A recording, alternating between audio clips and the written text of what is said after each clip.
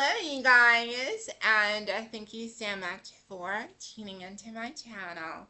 My name is Christabel, the original Power Ranger princess, but on this channel, I'm Princess Power Ranger. I'm so happy that I got to finally sit down and shoot a video. It has been such a crazy, chaotic week. But I had to sit down and make this story time because I know myself. If I don't talk about it like now, I'm probably never gonna talk about it and then forget. So, um, was it it was yesterday, I think. No, not yesterday, the day before. Um, I went on a date with a MAGA supporter. Now, if you do not know what MAGA is, what rock do you live under? And can I come live with you? Because the world is angry right now. But MAGA is, a group that is very popular amongst predominantly Americans, but a lot of other people from other parts of the world. And it stands for Make America Great Again. Now, a lot of people from the MAGA movement tend to be very angry. Now, I just want to prefix this by saying that I would not have gone out on a date with this guy if I knew what his political views were. I mean, I'm the girl who walked out of the guy's hotel room when he told me that he was, right wing, and yeah, like I don't share my body with people that I just fundamentally disagree with. So, I had like a hard time dating in Thailand, and I think for me, like as much as I love having sex and as much as I love breaking a bottom's back, it's very important for me that I'm with somebody that I enjoy, somebody who can make me laugh, somebody who's just a good vibe overall. And I'll be honest, I'm not really looking for sex. I'm really looking for, arms that will open wide, somewhere where I'll be safe and wanted, and eventually married with kids and all of that. So I'm one of those girls, the ones that look for love. Now, I usually, especially back in South Africa, I normally dated white guys. And the irony is, moving to Chiang Mai, moving to Asia, where I was no longer around my own people, I suddenly realized how much I actually miss and love black men.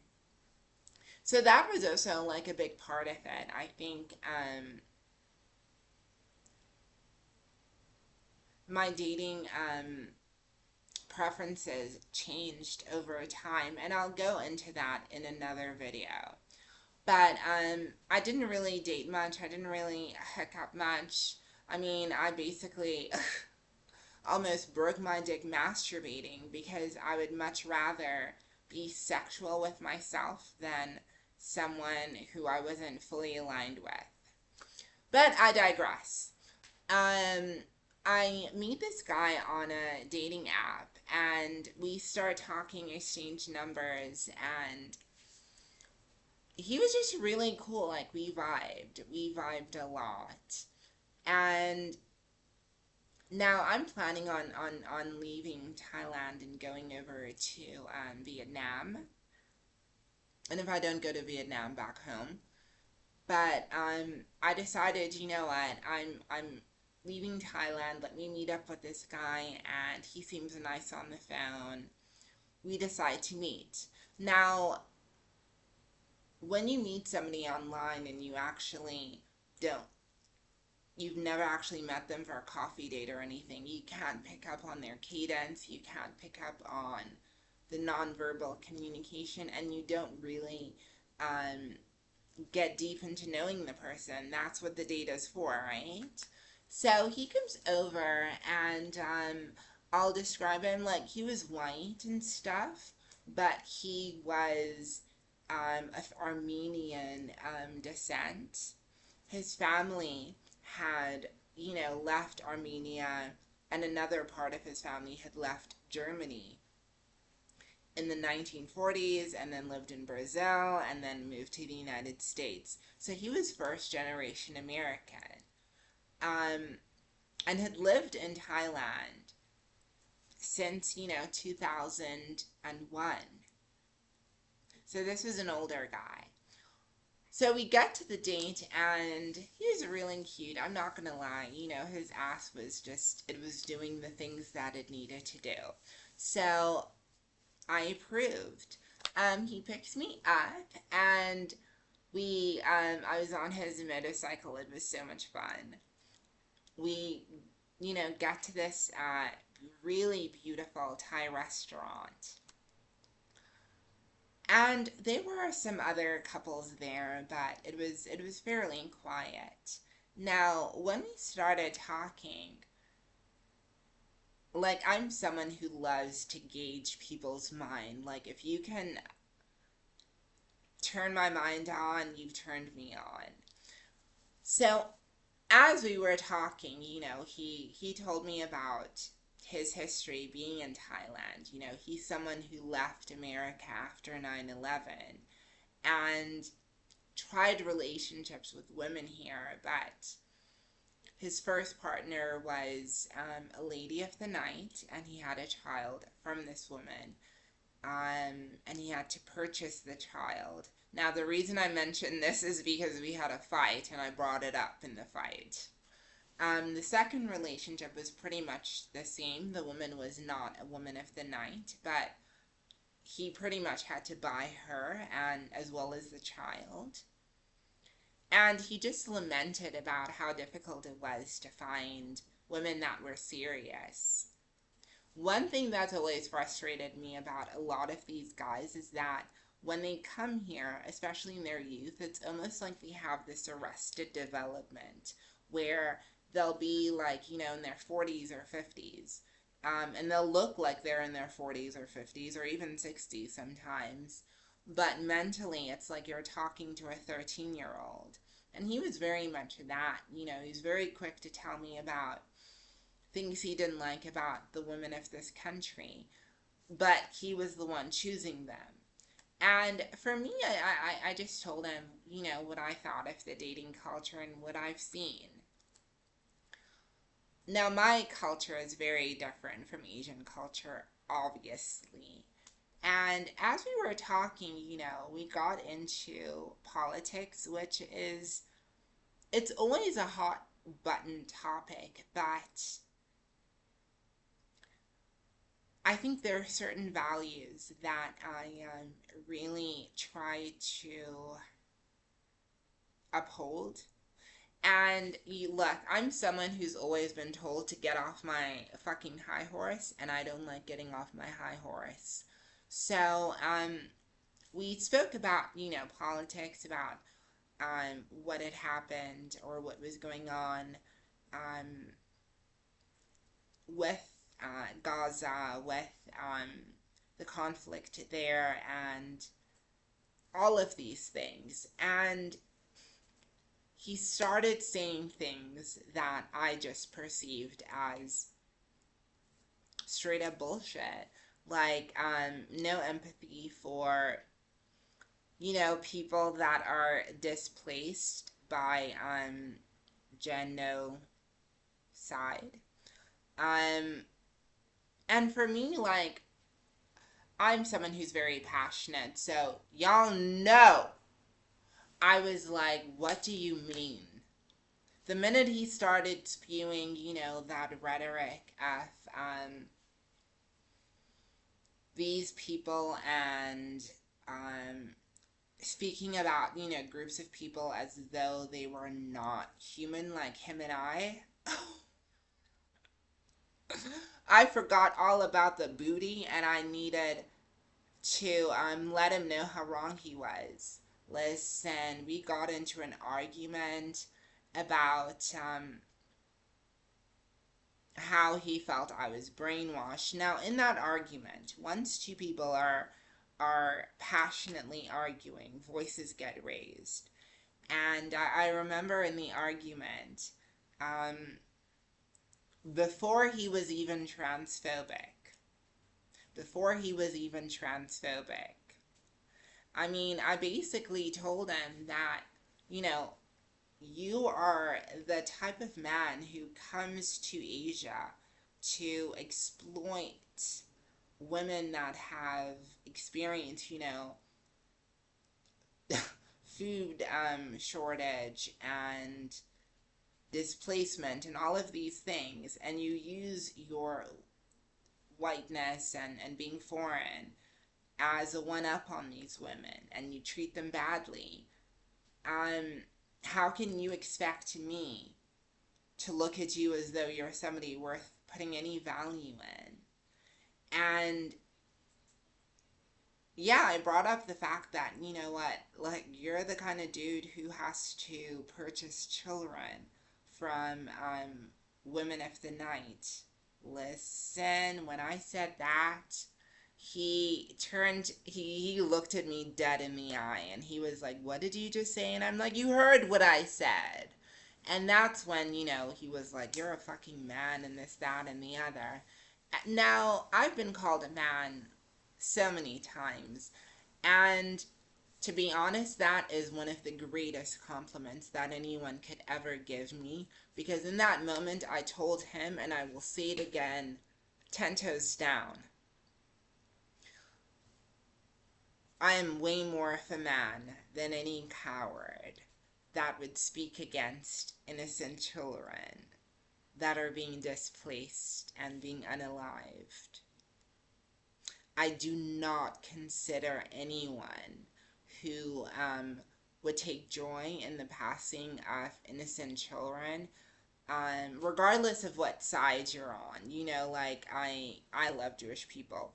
Regardless of what side you're on, anyone who can take pleasure in that, baby, I'm way, way more of a man. And I said it with my full chest so that whole restaurant could hear. And you know what else I told him? Because this man was out here talking about how I'm a man, all the while forgetting how he's a bottom. And the primary reason this guy was a bottom was, and I don't mean to be a bitch, but because, this is a guy with erectile dysfunction from a botched circumcision that cannot get it up, and would pay women just to have sex with him. And for me, I felt like no one who does that is gonna then turn around and try to make me. Babe, I've had knives put into my skin. I was pushed over a bridge. I've spoken to a gangster in Cape Town who asked me if I was a man, and in minutes, if I'd said the wrong thing, my life would have ceased. So the words of someone who did not get an opportunity to suck on my dick just because they were too caught up in defending an agenda that, or rather, defending an idea and a notion that offended me. So often guys will talk about how, oh, like, why does it matter what my political beliefs and what your political beliefs? We can still get some nookie nookie. No, if your political beliefs contribute to making this world harder for me, no, you're not gonna suck on my dick. Hell no. Do you know how many snowflake liberals with big booties are out here doing the most? Don't play with me. So, yeah, no, I told him, I was like, I'm more of a man than you. Like, you're, like, paying people and buying babies. Like, come on now. And I said to him, like, and I love repeating this line, Life is one big party when you're still young, but who's going to have your back when it's all done? Now, this man was a person who had, like discriminatory beliefs around Asian women, all the while having part Asian children who looked full Asian. I mean, I cannot, not. Anyone, any little boy that would refer to a child that he sired as his, and I quote, not my words, his yellow bastard.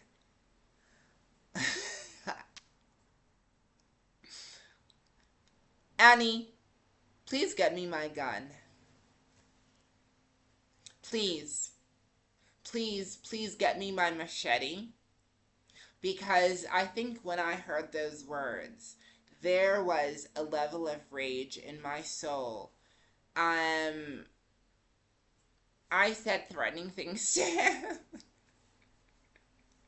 And like he was all like, he looked at me square in the eyes, took off his glasses, um, and told me like, don't ever show your face in the United States. You're like, people are gonna find you, and people will do things to you. And he went on and talked about how I'm glad you got beat up. I'm glad they threw your face in the pavement. I'm glad this shit happened. And for me, like, I'm glad too. I'm glad too, because that stuff makes me stronger. And what people fail to realize, if you're someone who's lived over 10 years of experiencing the most inhumane violence, where you've had to look at the barrel of a loaded gun and wonder, will I still make it out alive? Words like that don't mean much because they come from a broken, battered soul. So often these guys will gaslight trans women, and they're so used to only engaging with the broken, insecure trans women who are starting off on their transitions and still need that male validation, that they capitalize on, saying crazy things and still trying to lure you in. So, like, the harder he went, the harder I went. And I laughed and I giggled and I did my little cute little dances in between, which drove him crazy. Um, Now at this point, he was my ride to the restaurant. So I need to, like, organize, like, a cab and whatever. So I'm asking,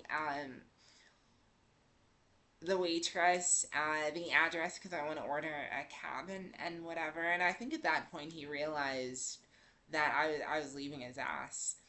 And it was so funny because he asked me, he was like, "Oh, are you going to get the bill as well?" And I'm like, "No. Why would I get the bill when we agreed beforehand that you were going to get it? Like, I know I just, like, cussed you out about your kids and you cussed me out. But, babe, I'm not paying for this." And I think a lot of trans women, like, y'all bitches forget that we are an absolute minority. If you're a top, there's more of them that want to sleep with you and they bank on your insecurity. If you live anywhere outside of Thailand, babe, the numbers are always on your side. The reason so many trans girls fall for nonsense like this and men who will gaslight and bully and use transphobia as a tactic to break you down is because they understand trans women want to be loved so much. Trans women really appreciate the most basic of shit. It pains me when I see so many of our prettiest trans women dating toads. Gigi Gorgeous. Let's be so for real. The only person she dated at her level was her former boyfriend. What was his name? He ended up dating some gay porn star. Um, what's the brunette girl that I don't like? Blair White. Blair looks like a Barbie, and she's dating that fat like Hispanic looking dude.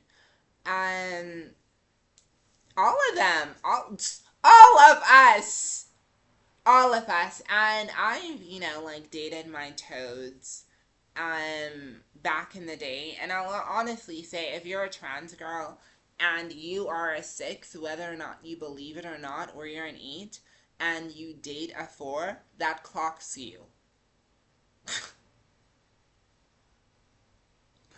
It clocks you.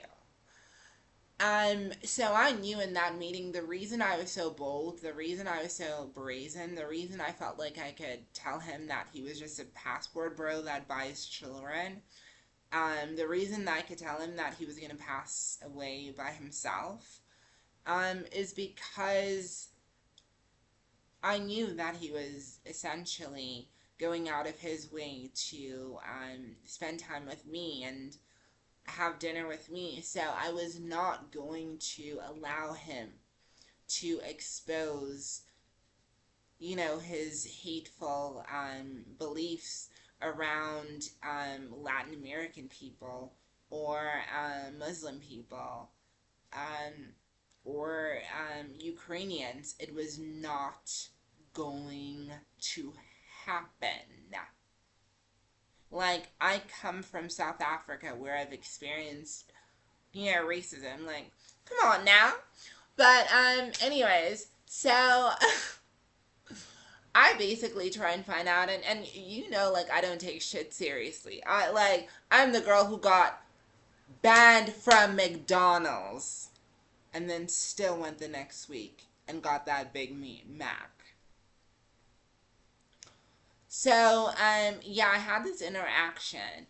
And I'll be honest, I think like most trans women, I do have this mentality of, look, after everything I've been through, if this has to be my last interaction, let me just get all of what I had to say out. So I didn't really care that he was getting so upset, but I did apologize. I was like, look, it was probably wrong of me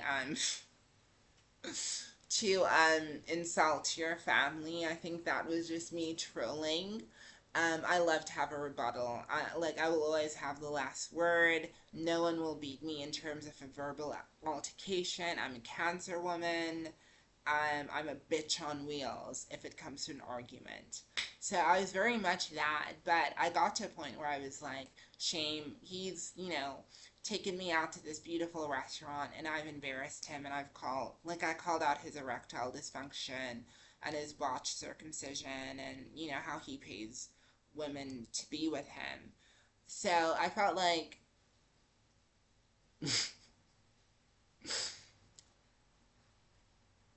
I felt like I was a little bit mean. So I was like, listen, I shouldn't have gone so hard. I'm sorry. And he accepted the apology. Luckily, he is an Aquarius, so he could just handle it. He still wanted me to chop him.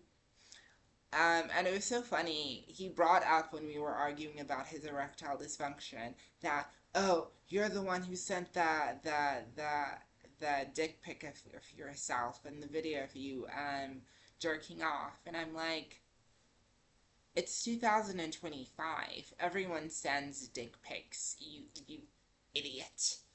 That was the purpose of us meeting, so that I could like break your back. But I just broke your heart. So, anyways, he apologized too. He was like, he didn't mean to say what he said. And I was like, hey, water under the bridge. And then he was like, I can drop you off. And I was like, I don't want to waste my money, so drop me off. So, like, he dropped me off and, like, we hugged and stuff. We hugged it out. But I'm not the type to block or delete. I honestly mean it. Like when I say it's water under the bridge and it's over, what I had to say to him was all said. And I know that the damage could not have been worse than the truth that I presented. Because there were so many moments where he just held his head in shame. But, like, I mean, bruv, it's one of those things. If you meet a guy and he shows you who he is, he just disqualifies himself. Your time is valuable. Go meet the next bottom, or reverse dude, or convince a top to bottom for you. He's gonna like it. I promise. Um, I know I might come across as very like brass and like uncaring. With certain things. I don't mean to be. It's just I don't tolerate disrespect. And as someone who had to fight for my femininity and my place in the world, um, when I'm presented with an argument, I must. But it was chill. I ended up having another date, like, with somebody else the next day. So never limit your options. Always speak your truth. And don't be afraid of these guys. They literally are desperate to be with you. Anyways, I love you guys. Bye. I'll see you in the next one.